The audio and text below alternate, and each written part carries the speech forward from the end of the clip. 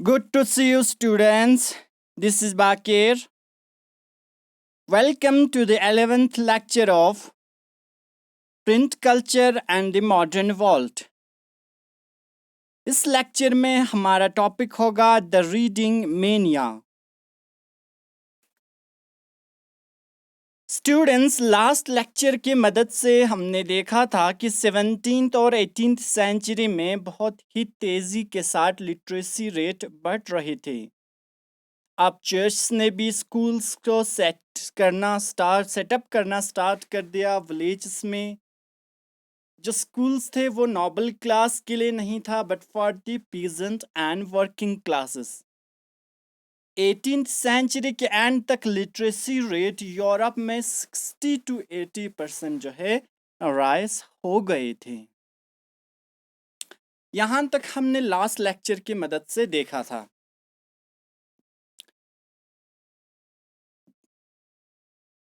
Next question आता है कि क्या एडवर्टाइजमेंट एंड मार्केटिंग के लिए जो बुक सेलर्स थे वो क्या करते थे।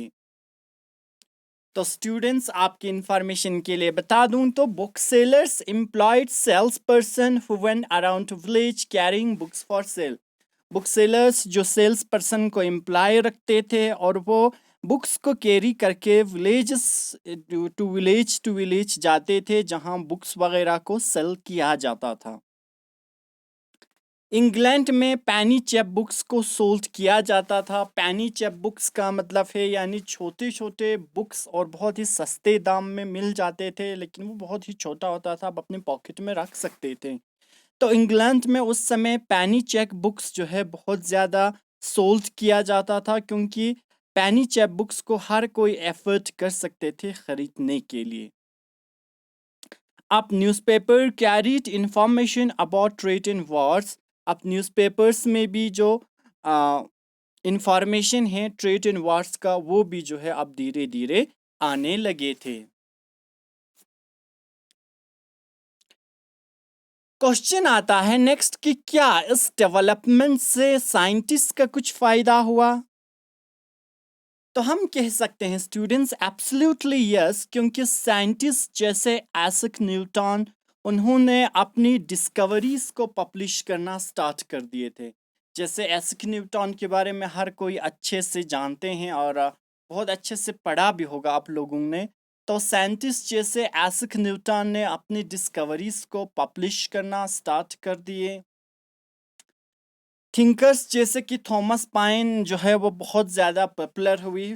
थॉमस पेन की जो बहुत सारे बुक्स थे जैसे कि common sense, age of reason, rights of man, ऐसे ऐसे बुक्स थे जो कि पॉपुलैरिटी पहले नहीं था, बट जब उन्होंने अपनी वर्क्स को इंडिजीनियस वर्क को पब्लिश करना स्टार्ट कर दिया, जिसकी वजह से इनके अंदर एक बहुत बड़ी जो है पॉपुलैरिटी जो है धीरे धीरे लोगों के बीच में होने लगे थे। Literate population started to rise against tyranny, और धीरे धीरे जो लिटरेट पॉपुलेशन थे वो पॉपुलेशन जो कि लिटरेट था ये टायरनीज के खिलाफ आवाज़ उठाने के लिए स्टार्ट हो गई। यानी जो कहीं भी जुल्म हो रहा था वहाँ उसके खिलाफ आवाज़ उठाने के लिए लिटरेट पीपल खड़ा होना स्टार्ट हुए।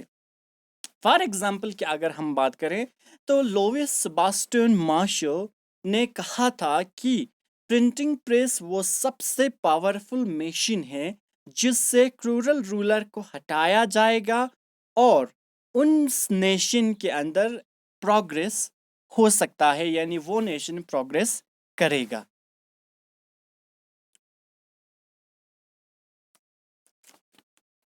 अगर हम लुइस सेबास्टियन मार्शल की एक फेमस कोट्स की बात करें या कोटेशन की अगर हम बात करें तो लुइस सेबास्टियन मार्शल ने कहा, tremble therefore tyrants of the ball, tremble therefore tyrants of the ball, tremble before the virtual writer.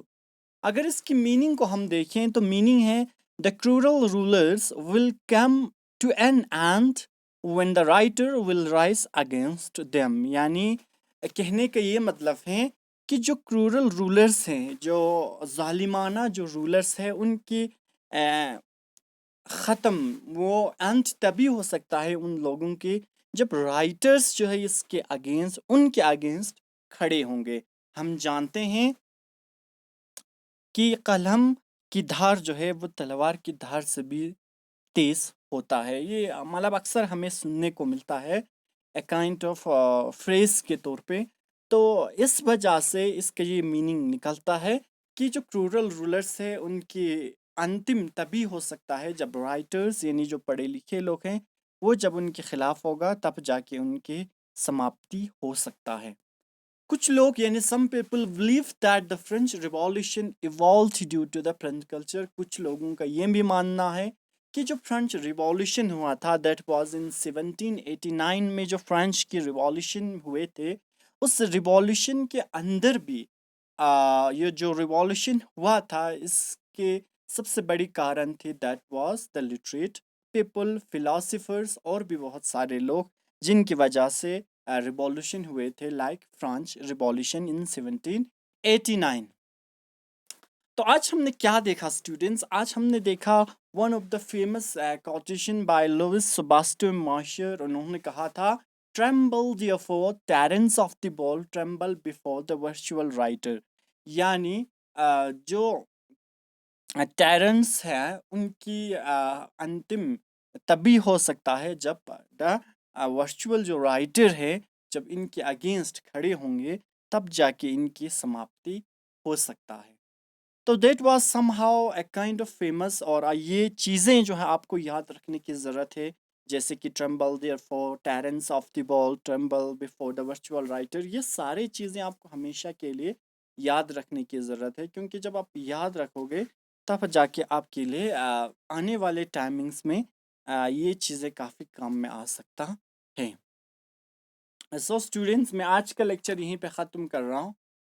कोई भी क्वेरीज, कोई भी डाउट, कुछ पूछना है, कोई भी क्लियरेंस चाहिए तो आप मुझसे डायरेक्टली कांटेक्ट कर सकते हैं किसी भी सोशल मीडिया प्लेटफॉर्म के साथ कनेक्ट होकर। Thank you so much students, bye bye, have a good day.